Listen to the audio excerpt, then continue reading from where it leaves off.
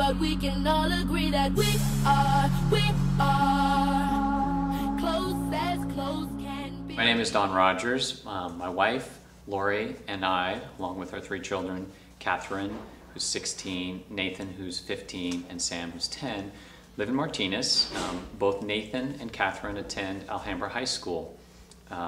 Catherine is a junior and has been running on the cross-country team for the past 3 years. This past season, the cross-country coach, a woman by the name of Angela Paradise, she'd been seeing Nathan out at the races for Kate in his jogger, and offered to Lori to give him a team shirt from last year so that he could participate. She wanted him to be a part of the team, but kind of didn't know how. And then actually shortly thereafter, she asked Nathan, Lori, and I if we wanted to run for the cross-country team. And we all said yes. So she had to go to her athletic director and get his permission, and he approved it. And then she had to go to each of the different athletic directors in the league and get their approval as well. And they all approved it. So we kind of felt this was a small miracle. It was God at work in it. Nate ran in 4 races this season with the Frosh Soft boys team. During his races, there was enormous support from the fans and spectators. They would scream his name and cheer for him. He totally loved it. His coach mentioned several times that she really enjoyed seeing the smile on his face when he ran.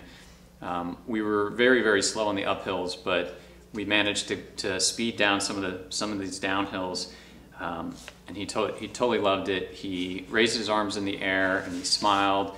Each year, the coach asked the team for ideas for a team shirt, and then they vote on which idea they liked the best.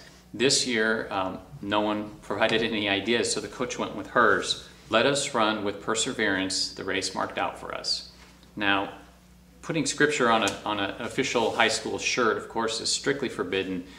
So the coach, she couldn't refer to it as Hebrews 12:1.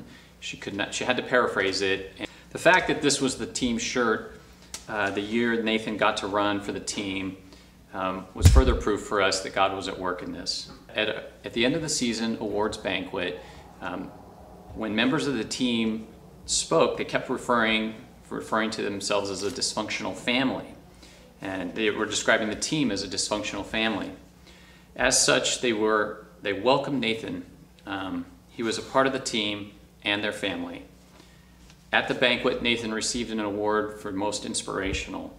Looking back on this season, I have to agree that what happened was truly inspirational. Seeing what God can do in our community, our lives, was something that we could not have done even if we tried. The fact that he was able to participate on something that would probably be off limits for someone in his capabilities.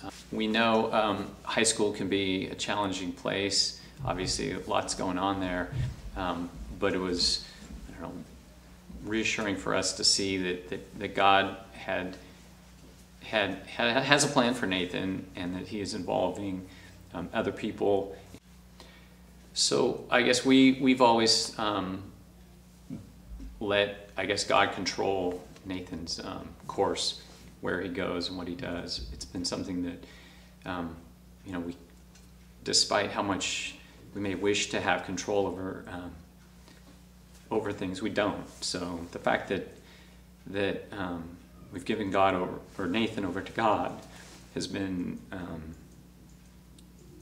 it's something that I have confidence he will take care of it. And this is just an example of God working through the people around him to just provide a rich life and good experiences for him.